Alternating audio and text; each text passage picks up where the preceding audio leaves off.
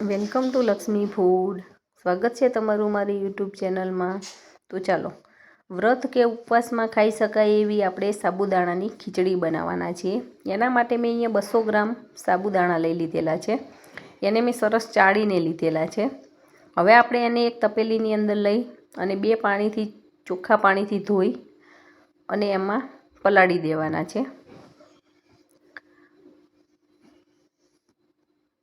આપણે સરસ ધોઈ લઈશું પહેલાં. હવે ધોવાઈ ગયા છે સાબુદાણા આપણા. એની અંદર સાબુદાણા ડૂબે એટલું આપણે પાણી નાખવાનું છે. જેટલા સાબુદાણા છે એટલું જ પાણી જોઈએ છે. 200 ગ્રામ સાબુદાણા છે, 200 ગ્રામ પાણી જોઈએ છે. આપણે આવી રીતે સાબુદાણા ડૂબી જવા જોઈએ. આટલું પાણી નાખી અને 4 થી 5 કલાક માટે ઢાંકી અને આપણે આને રહેવા દઈશું. ત્યાં સુધી આપણે સિંગદાણાનો આપણે અધકચરો ભૂકો કરી લેવાનો છે. એના માટે મેં અહીંયા 50 ગ્રામ જેવા સિંગદાણા લીધેલા છે. એને એક ગરમ પેનમાં લઈ અને શેકી લેવાના છે. એકદમ ગેસની સ્લો ફ્લેમ ઉપર એને શેકવાના છે, જેથી કરીને એનો કચાસવાળો ભાગ દૂર થઈ જાય. અને જેનો કરકરો ભૂકો આપણે સાબુદાણામાં નાખીએ છીએ તો બહુ જ સરસ લાગે છે. ને કાચા નાખીએ તો પણ ચાલે, તો પછી એને પહેલાં એડ કરવાના થાય, અને આપણે શેકીને નાખીએ તો એને પાછળથી એડ કરવાના થાય. તો ધીમા ગેસની ફ્લેમ ઉપર આપણે આવી રીતે શેકી લેવાના છે. ઉપરથી આનો પોતરું કાળું જ થાય થોડુંક, અને આપણે હાથથી મસળીએ તો પોતરું આસાનીથી ઉખડી જાય ત્યાં સુધી આપણે આને શેકી લેવાના છે. તો હાથથી આપણે આવી રીતે ચેક કરી લઈશું તો એનું પોતરું ઉખડી જાય છે. તો ઉપર સેજ કાળાશ પડતી સ્કીન થાય ત્યાં સુધી આપણે એને શેકી લઈશું. તમે જોઈ શકો છો ધીમે ધીમે આપણી સિંગ આવી રીતે કલર બદલાઈ ગયો છે ને પોતરું પણ ઉખડી જાય છે. હવે ગેસની ફ્લેમ આપણે આ સમયે બંધ કરી દેવાની છે, અને આપણે એક પ્લેટમાં લઈ કાઢી અને એને ઠંડા થવા દઈશું. અને એકદમ સરસ ઠંડા થઈ જાય પછી આપણે આની ઉપરથી બધાના પોતરા ઉખેડી લેવાના છે. અને સિંગદાણાને એકદમ વ્હાઈટ કલરના કરી દેવાના છે પોતરા ઉખેડીને. આવી રીતે હાથથી આપણે મસળી લઈશું. હવે આના પોતરા ઉખાડી લીધા છે. એકદમ આપણે આવી ચોખ્ખી સિંગ થઈ ગઈ છે.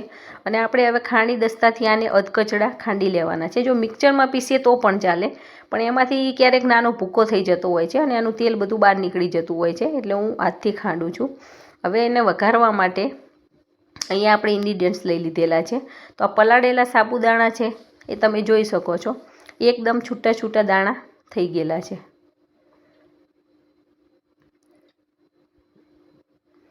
ચમચી વડે તમે જોઈ શકો છો એકદમ દાણા જાણે સફેદ મોતી હોય એવા લાગે છે. અને એક એક દાણો ગણી શકાય એવા ખુલ્લા ખુલ્લા આપણા દાણા થઈ ગયા છે અને એકદમ પલળી પણ ગયા છે. હવે આમાં નાખવા માટે આપણે અહીંયા બટાકા લઈ લેવાના છે. આ બટાકું મેં એક લીધેલું છે. 100 થી 150 ગ્રામ જેવું વજન છે બટાકાનું. અને એને છાલ ઉતારી અને આવા કાચા જ લેવાના છે. બાફીને આમાં એડ નથી કરવાના, નહીં તો આપણી સાબુદાણાની ખીચડી લૂંદા જેવી થઈ જશે. લીલા મરચાં લીધા છે 2, લીમડાના પાન અને ટામેટું મેં અડધું જ લીધું છે, કેમ કે ઓછું પસંદ છે. જો તમને વધારે પસંદ હોય તો નાખી પણ શકાય અને સ્કીપ પણ કરી શકાય. તલ, હળદર, સિંધવ મીઠું, મરચું, 1 ચમચી ખાંડ લેવાની છે, અને લીંબુનો રસ લઈ લઈએ છીએ. અને આપણે જે અધકચરા સિંગનો ભૂકો કરેલો છે એ પણ લઈ લીધેલો છે. તો હવે એક પેનમાં આપણે તેલ લઈ અને આનો વઘાર મૂકી દઈશું. તેલ આમાં એટલું બધું જરૂર નથી પડતી, મીડિયમ જ તેલ લેવાનું છે. 1 થી 2 પાવડા જેવું તેલ લઈ અને આપણે એમાં વઘાર કરવાનો છે. અને આની અંદર આપણે ઉપવાસમાં ખાવાની એટલે રાઈનો વઘાર નથી કરતા, એકલા જીરાથી જ વઘાર કરવાનો છે. તો તેલ એકદમ સરસ ગરમ થઈ જાય પછી આપણે એની અંદર જીરું નાખી અને જીરાનો વઘાર કરી લઈશું. 2 દાણા જીરું નાખીને ચેક કરી લેવાનું કે આપણું તેલ ગરમ થઈ ગયું છે કે નહીં. તો સરસ આપણું તેલ ગરમ થઈ ગયું છે. હવે આની અંદર આપણે જીરું નાખી અને વઘારી લઈશું.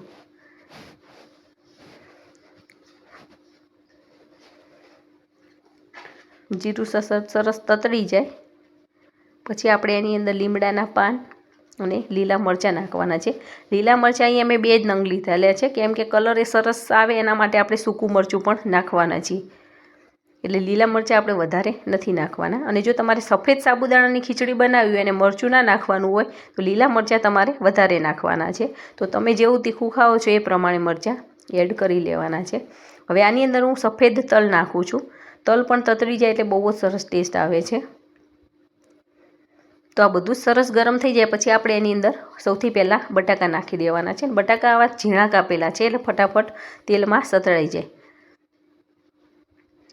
અને બધું મિક્સ કરી અને એની અંદર આપણે થોડુંક મીઠું નાખી દઈશું ચપટી અને એને સતળાવા દઈશું.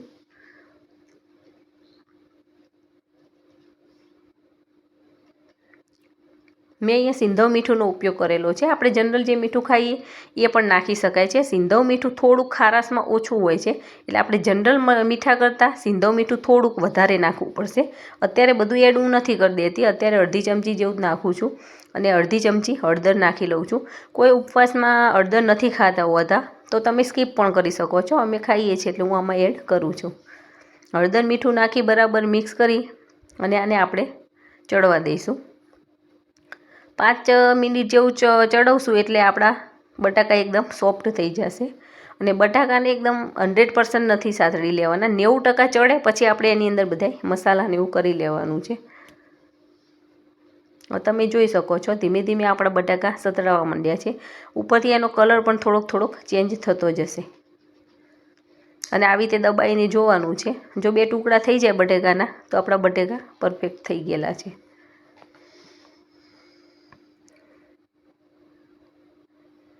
તમે આવી રીતે રેસીપી બનાવજો, ચોક્કસ તમારી રેસીપી એકદમ સરસ બનશે. અને આ વિડીયોને છેલ્લે સુધી જોજો. તમે દરેક ટ્રીક અપનાવજો તો તમારી ખીચડી બહુ જ સરસ બનશે. હવે આ સમયે હું આમાં અડધું ટામેટું નાખી દઉં છું. અને જો હજી સુધી તમે મારી ચેનલને સબસ્ક્રાઈબ ના કરી હોય તો ફટાફટ સબસ્ક્રાઈબ કરી દેજો અને બેલ આઇકોન દબાઈ દેજો. હવે આપણે જેટલું મીઠું બાકી હતું એટલું આમાં એડ કરી દેવાનું છે. અને હવે આમાં હું થોડુંક લાલ મરચું નાખું છું. લાલ મરચાંથી એનો કલર સરસ આવશે, દેખાવમાં આપણને સારો લાગે છે એટલા માટે થોડુંક લાલ મરચું પણ એડ કરવાનું છે.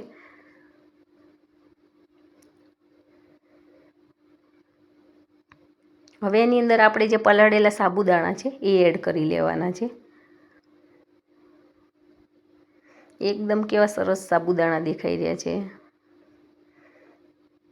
અને ગેસની ફ્લેમ આ સમયે આપણે એકદમ સ્લો જ રાખવાની છે. ધીમે ધીમે આવી રીતે આપણે એને એડ કરતા જઈશું. બધા જ સાબુદાણા આવી રીતે વેજીટેબલ સાથે મિક્સ થઈ જાય પછી આને 5-1 મિનિટ બફાવા દેવાના છે. આપણા સાબુદાણા ટ્રાન્સપરન્ટ કલર જેવા થઈ જાય ત્યાં સુધી આપણે રાખવાના છે. તો આને થતાં 5-1 મિનિટ જેવું લાગશે. તો તમે જોઈ શકો છો ધીમે ધીમે ટ્રાન્સપરન્ટ થઈ ગયા છે આપણા સાબુદાણા. આપણે એકદમ ધીમે ધીમે મિક્સ કરતા જઈશું.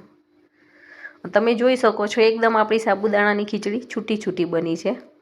જરાય આમાં ચીકાશ નથી લાગતી. આ જ ટ્રીકથી તમે બનાવશો તો તમારી સાબુદાણાની ખીચડી બહુ જ સરસ બનશે. અને તમે બનાવો મને કહેજો કમેન્ટમાં કે તમારી ખીચડી કેવી બને છે. હવે આપણે જે શેકેલા સિંગનો ભૂકો હતો એ એડ કરી લેવાનો છે.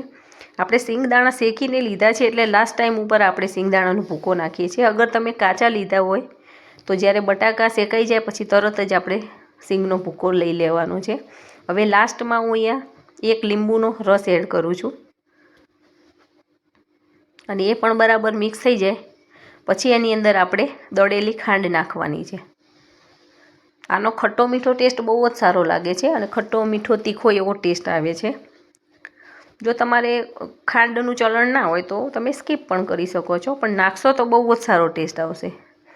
તો આ બધું આપણે આવી રીતે સરસ મિક્સ થઈ ગયું છે. હવે આ સમયે આપણે ગેસની ફ્લેમ બંધ કરી નાખવાની છે અને આને થોડીક વાર રહેવા દઈશું એટલે આપણી સાબુદાણાની ખીચડી એકદમ છૂટી છૂટી અને ખીલેલી રહેશે. હવે આને એક સર્વિંગ બાઉલમાં લઈને આપણે સર્વ કરી લેવાની છે. તો તમે જોઈ શકો છો આપણી સાબુદાણાની ખીચડીનો કેવો સરસ કલર આવ્યો છે અને ટેસ્ટમાં પણ બહુ જ સરસ બને છે. તમે આમાં આખા સિંગદાણા પણ નાખી શકો છો તો એને વઘારમાં નાખી દેવાના છે. તો આવા જ નવા રેસીપીના વિડીયો જોવા માટે મારી ચેનલને લાઇક કરો, શેર કરો અને સબસ્ક્રાઈબ કરો અને બેલ આઇકોન દબાવવાનું ના ભૂલતા, જેથી કરીને આવનાર તમામ નવી રેસીપીના વિડીયો ફટાફટ તમારા સુધી પહોંચી જાય. અને તમારા ફ્રેન્ડ લોકોને પણ શેર કરજો. અને તમારે આગળ કઈ રેસીપી જોવી છે મને કમેન્ટમાં કહેજો. એ રેસીપી હું ચોક્કસથી બનાવીશ. તો જોતાં જ ખાવાનું મન થઈ જાય એવી સાબુદાણાની ખીચડી આપણી તૈયાર છે. તો તમે જોઈ શકો છો એકદમ સરસ બની છે. આવી રીતે આપણે લીલા ધાણા નાખી અને ગાર્નિશ કરી લઈએ છીએ. કોઈ ઓજ છે કે જે ઉપવાસમાં લીલા ધાણા નથી ખાતા, તો એને તમે એવોઇડ કરી શકો છો. બાકી જનરલી બધા ખાતા હોય છે. તો આવી જ રીતે તમે પણ ટ્રાય કરો. છે ને કેવી સરસ છે આપણી સાબુદાણાની ખીચડી. આ માપમાં સાબુદાણાની ખીચડી બનાવીએ છીએ 3 થી 4 વ્યક્તિ આરામથી ખાઈ શકે છે. આ ખીચડીને તમે દહીં સાથે સર્વ કરી શકો છો. દહીં છે, છાશ છે, મજા આવશે. Thank you.